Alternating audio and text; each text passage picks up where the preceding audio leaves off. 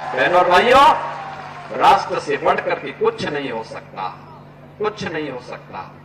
और राष्ट्र तब सशक्त होगा जब हम एक रहेंगे, नेक रहेंगे, तभी नेक रहेंगे।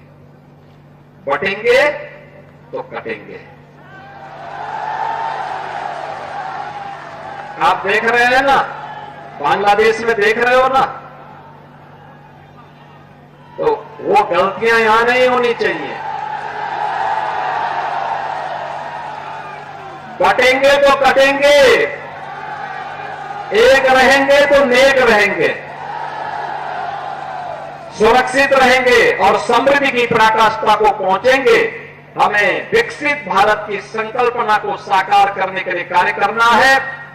मैं एक बार फिर से देखा आपने जिस तरीके से उत्तर प्रदेश के मुख्यमंत्री योगी आदित्यनाथ ने भरी सभा में कहा कि बटोगे तो कटोगे और एक रहोगे तो नेक रहोगे।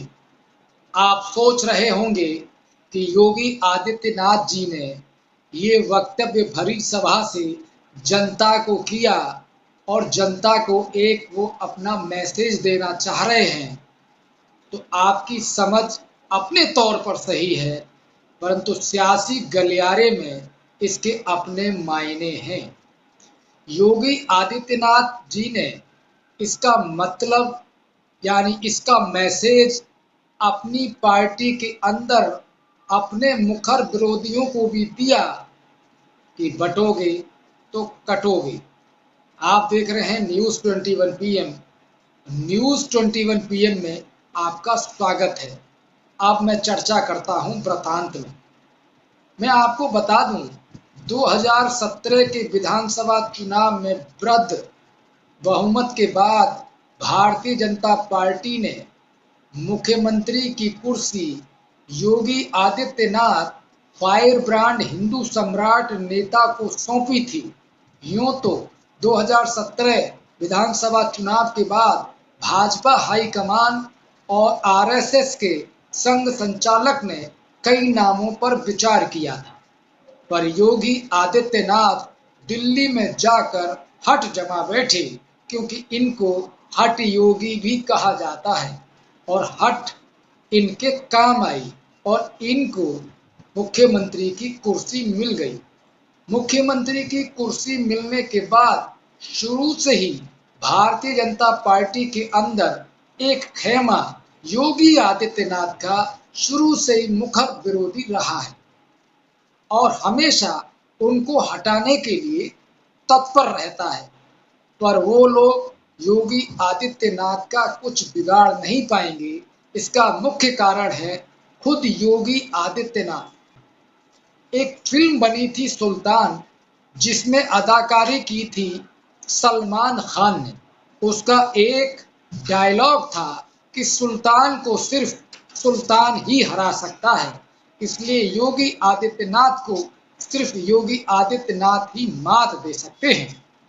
मैं आपको बता दूं, योगी आदित्यनाथ जी की नींव जमीन पर मजबूत है।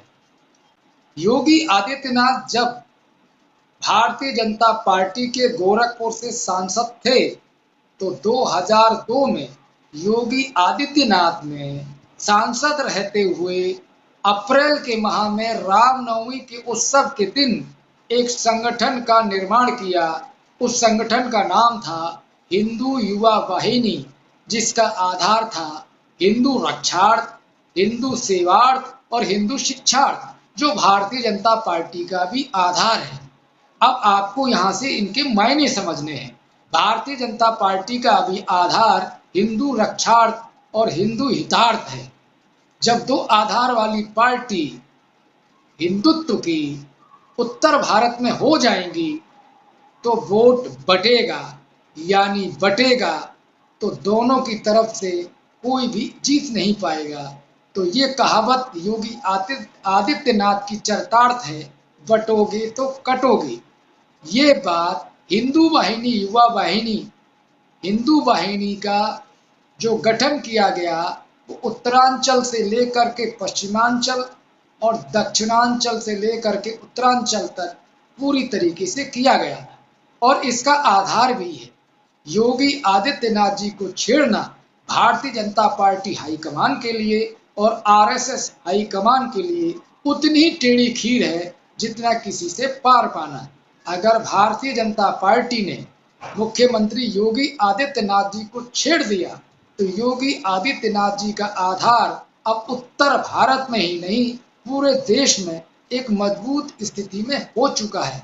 यानी आने वाले कोर कार्यकर्ता, कैडर के कार्यकर्ता, भारतीय जनता पार्टी से जुड़ने वाले और भारतीय जनता पार्टी को पसंद करने वाले लोग योगी आदित्यनाथ जी को नरेंद्र भाई मोदी की तरह ही चाहने लगे हैं। यानी वो तो ये भी आकलन कर चुके हैं कि मोदी के बाद योगी ही प्रधानमंत्री बनेंगे, जबकि भारतीय जनता पार्टी के अंदर का जो एक खेमा उनको मुख्यमंत्री भी रहने देना नहीं चाहता। और यही आधार योगी को मजबूत करता है कि योगी के पास एक संगठन भी है, योगी के पास अपना एक व्यक्तित्व भी है, योगी के पास एक आधार भी है और उनकी एक छवि है। उस छवि के आधार पर योगी आदित्यनाथ जी को छेड़ पाना एक मुश्किल बात है।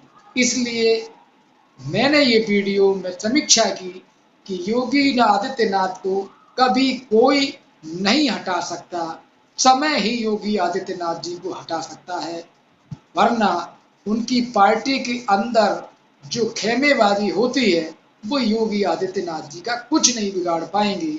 ये वीडियो आपको कैसी लगी हमें कमेंट करके, शेयर करके बताएं और चैनल को सब्सक्राइब करें, जिससे हम आपके बीच में ऐसा तथ्य रखते रहें। धन्यवाद।